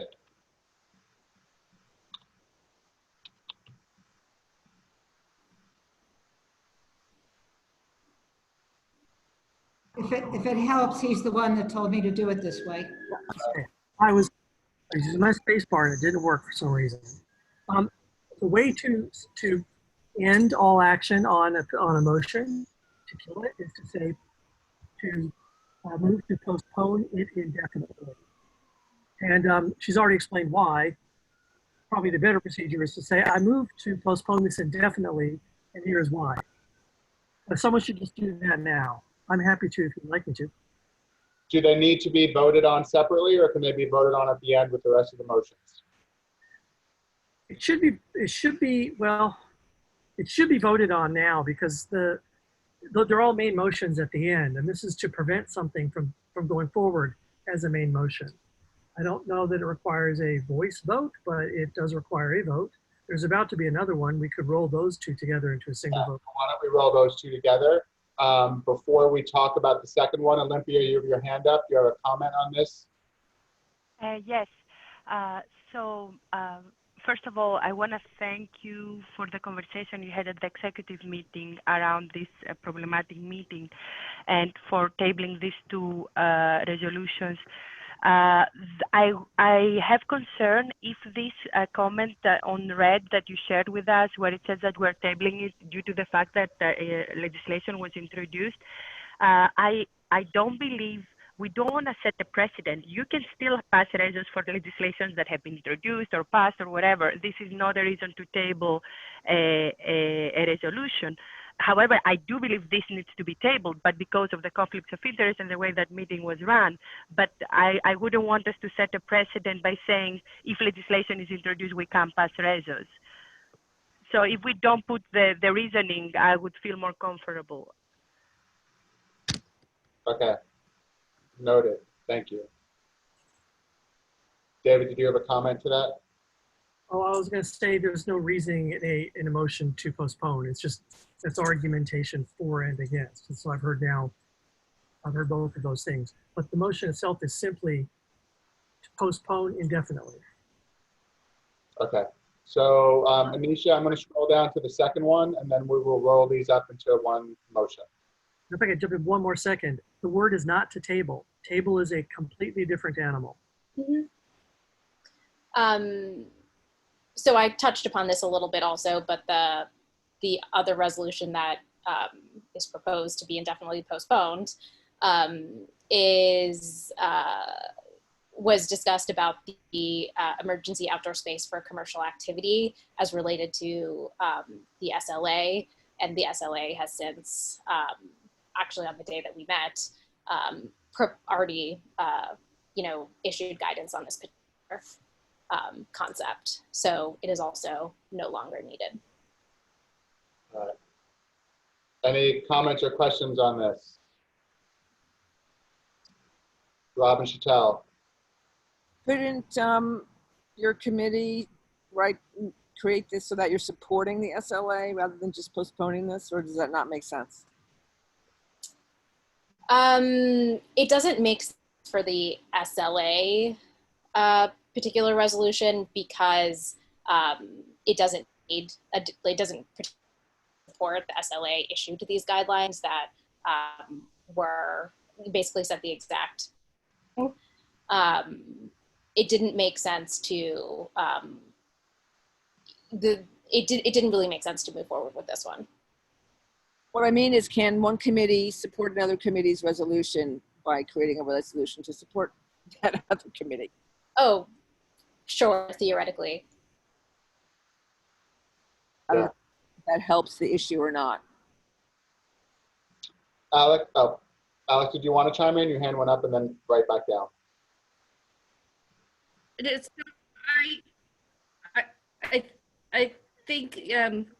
I think maybe you're misapprehending. It's not to support my committee, but rather there was an executive order extending the sale of alcohol if you have an indoor license to the outdoor commercial that now exists, the outdoor commercial space. So a resolution to ask them to do that is really moot because they've already done it. All right. Thank you, Alex. So I'm going to make a motion that motion number 2 and motion number 3 of the Economic Development Report be indefinitely postponed. Is there a second? Second. Thank you. David, can we just ask if anybody is opposed to raise their hand, or do we need to do a roll call vote? I think you can, but now there's this thing that the office occasionally has to produce votes. So since this is the final disposition, I think we should follow what we've done in the past and do it as a voice vote. All right, so we're going to do a roll call vote. Michelle, you ready? You Wait, betcha. Can I interrupt for a second? Sorry? Sorry. I just want to make sure that the roll call vote doesn't include the first resolution that we actually still want on the floor. No, the motion I made was for the resolutions number 2 and number 3 only, not number 1.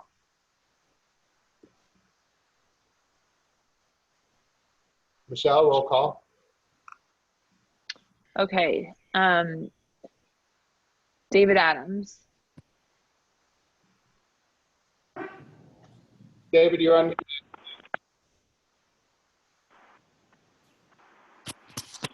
David? Okay, I'll come back. Jeroen Altman. Yes. Jesse Beck. Yes. Dominic Berg. Yes. Lee Berman. Yes. Carlin Chan. Yes. Jonathan Chu. Yes. David Crane. Yes. Felicia Cruikshank.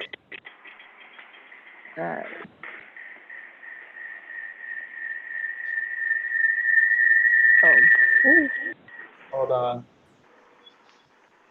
Felicia, I can't see her, so I don't know.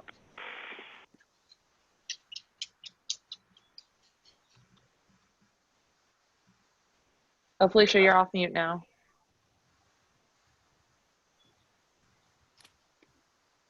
I think her audio is still. Okay, maybe Felicia, you can email Michael. Yeah. Just text me, Felicia, like you did last time. Okay, great. Eric Diaz. Yes. Alistair Economakis. Yes. Shirley Fennessy. Yes. Ryan Gillum. Yes. Deborah Glass. Yes. Andrea Gordillo. Yes. Herman Hewitt. Yes. Trevor Holland. Yes. Linda Jones. Yes. Valentina Jones. Yes. Tatiana Jorio. Yes. Lisa Kaplan. Yes. Olympia Kazi. Yes. Joseph Kearns. Yes. Michelle Coopersmith. Yes. May Lee. Yes. Wendy Lee. Okay. Alicia Lewis Coleman. Absent. David Louis. Yes. Ellen Liu. Yes. Michael Marino. Yes, and I have a text message from Felicia as well that she's voting yes. Great, thank you. Alex Militano. Yes. Michael Perlis. Yes. Tariq Ramos. Yes. Paul Rangel. Yes. Carolyn Ratcliffe. Yes. Damaris Reyes. Yes. Thank you. Richard Ropiak. Yes. Thomas Rosa. Yes. Thank you. Robin Chattel. Yes. Heidi Schmidt. Yes. Larissa Scheinberg. Yes. Clint Smeltzer. Yes. Anisha Stephen. Yes. Sandra Struther. Sandra Struther. Not on. Okay, thanks. Josephine Velez. Yes. Troy Velez. Yes. Rodney Washington. Yes. Kathleen Webster. Yes. Jackie Wong. Yes. Ricky Wong. Yes. And then David Adams. Is David on? Yeah, he's on. I saw David do the raise the hand thing. David? Yeah, he did raise his hand in the. Yeah, he's raising his hand now again. So if you flash your hand. Is that a yes? Yeah. Yes. Yes. Okay, great. Thank you. The motion passes. Thank you. All right, so moving on to the report, parks and waterfront. Trevor?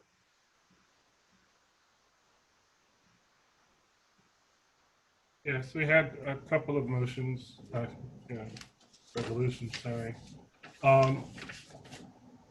First had to do with the flood mitigation measures proposed by the EMS station at Pier 36. No real issues there. The second was for supporting the LES Ecology Center's compost yard. I know that Kay has proposed some language to amend one of the therefores. Kay, are you on? Yeah. Can you, I mean, to do this properly, you'd like to propose a friendly amendment? Yeah. Sure. Which resolution are we talking about here, folks? LES Ecology Center, and the title would be support for the LES Ecology Center to remain at its current location as long as construction allows. All right, it's up on the screen now. So if you go to the last therefore, I believe it's the last therefore. Yep.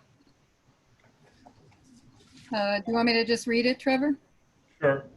Were you, okay. Or you could.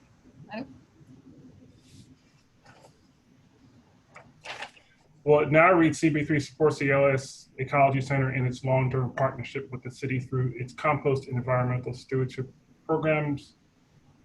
We would like, she's proposing to add to return to its decades-long site in the East River Park after construction, to continue to add this substantial value and important service to the community by collaborating with the city to rebuild and continue these programs in its former home in East River Park on the Lower East Side. And Christina is in the audience and she okayed that, just FYI.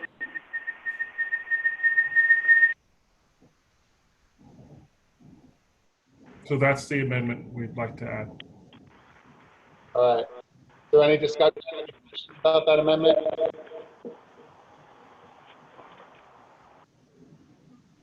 Any objection to that amendment? Raise your hand if so. All right, that amendment carries then. Thank you.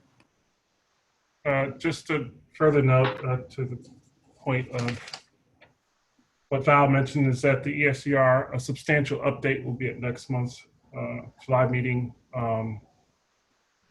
including the tree task force group and the community advisory group, which was formed.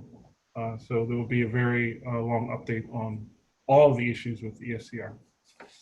Trevor or Kay, can one of you post the amended language in the chat for our secretary for the minutes, please? Sure. Yeah, I'll do it. I'll do it. All righty, moving on. Mei Lee, Health, Seniors and Human Services. There is no report. Thank you, May. Alexandra Militano, SLA. Every single time you call my name, it's something different. Everything's good. We got all our stipulations. All right. Any, no questions there? I don't see any. Good. So before... Richard is raising his hand. Oh, Richard, go ahead. Sorry. And Linda's raising her hand. All right. I don't see everybody, so just remember that. Linda, you have an excuse, but Richard, you don't. On item number 6, there's a reference in there that indicates that one of the participants in the proposed new business is cited as having a reference with 57 First Avenue. 57 First Avenue has been a pain in Community Board 3's butt for a huge amount of time. I think it's inappropriate to reference that location for that person in our resolution. And I would like to ask that it be removed as the source of reference in that motion. So, on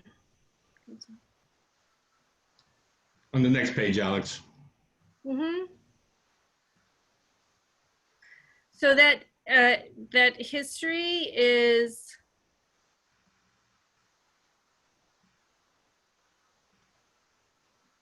just his stated history, the history he provided us about what his experience is.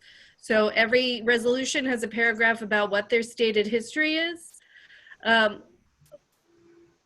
If there's information that we have that a business is problematic, then we might include it if we actually had a discussion about it at committee. But I mean, if I redact it, I'm redacting what he provided about what his stated history was. So that's a paragraph that's just supposed to reflect the information, and we can amend it to say that the applicant stated that he has experience operating, because that's what he provided us. So we always include a paragraph that references what their experience is or lack of experience is, depending upon how they provide it to us. I would ask that that be done, please, Sure. the way you said it. Okay, so the amendment would be amended to the applicant stated, and I always refer to applicant as it, but stated that it has experience operating. Any discussion or questions regarding that amendment? If you're opposed to that amendment, please raise your hand using the raise hand feature. Seeing none, the amendment carries. Any other sorry, who else had their hand up? Linda? Linda? Go ahead, Linda. No, I'm okay. All right, thank you very much. Okay, before we vote to adjourn, I just want to remind everybody about the upcoming trainings that Lisa Kaplan sent out. So just take a look at your email about those. They are meant for not only our new members, but our current members as well. So if you're interested in any of those, please feel free to join us. And as always, the borough president has her trainings as well. Yep. And with that, again, it is 8:25, and we are now making a motion to adjourn and our final roll call. We haven't voted on the resolutions. Oh, duh, sorry. You know, maybe the third time I'll do this. Almost went perfectly. All right, so final roll call vote, sorry, to pass our resolutions. Michelle, go ahead. Okay. David Adams. Hold on. David, Yes. Thank you. Your own Altman, sorry. Yes. Present not voting on parks number 4. I work for DOT. Thank you. Jesse Beck. Yes. Dominic Berg. Yes. Lee Berman. Yes, except present not voting on transportation item number 3, employed by NYPD.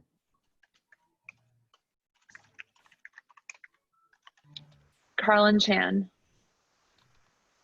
Yes. Jonathan Chu.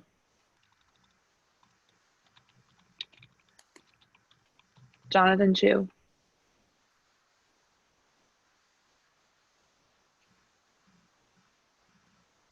Michael, is he on? Do you know? I'm trying to, hold on. I was typing. He's on, but muted. All right, I'll come back. David Crane. Yes. Felicia Cruikshank. Do you want to just text Michael, please? Eric Diaz. Yes. Alistair Economakis. Yes, except for number 11 on the SLA, present not voting. That's one of our tenants. Sorry, can you repeat that? Why? Nurse Betty is one of our tenants. Okay. Okay, Shirley Fennessy. Yes. Ryan Gillum. Yes. Deborah Glass. Yes. Andrea Gordillo. Yes. Herman Hewitt. Yes. Herman. Yes. Thank you. Trevor Holland. Yes. Linda Jones. Yes. That was Jonathan. Oh. Yes. Okay, wait, sorry. Trevor, did you also say yes? Yes. Okay, thank you. All right, hold on one second. Okay, Linda Jones. Yes. Valentina Jones. Yes. Tatiana Jorio. Yes, sorry. Thank you. Lisa Kaplan. Yes. Olympia Kazi. Yes. Joseph Kearns. Yes. Michelle Cooper Smith, yes. May Lee. Yes. Alicia, Wendy Lee, sorry. So long. Alicia Lewis Coleman, absent. We know that. David Louie. Yes. Ellen Liu. Yes. Michael Marino. Yes, and yes from Felicia as well. Thank you. Alex Militano. Yes. Michael Perlis. Yes. Tariq Ramos. Yes, sorry, space bar. You're fine, thank you. Paul Rangel. Yes. Carolyn Ratcliffe. Yes. Damaris Reyes. Yes. Richard Ropiak. Congratulations for tonight, Michael, and yes. Thank you. Thomas Rosa. Yes. Robin Chattel. Yes. Heidi Schmidt. Yes. Larissa Scheinberg. Yes. Clint Smeltzer. Yes. Anisha Stephen. Yes. Sandra Struther. Sandra. Okay. Josephine Velez. Yes. Thank you. Troy Velez. Yes. Rodney Washington. Yes. Kathleen Webster. Yes. Jackie Wong. Yes. Ricky Wong. Yes. And I think we got to do that. Okay, we're good. Thank you. All right, everybody. I hope this makes up for last month, which I apologize for again. And hopefully next month I'll do even better. So now a motion to adjourn, unless I forgot something else. All right, I see everyone exuberantly raising their hand. So have a good night. We are adjourned and we will see you next month. Take care, everybody. This went well, Michael. Thank you, Michael. This went well. Good night. Thank you. Good night, everybody.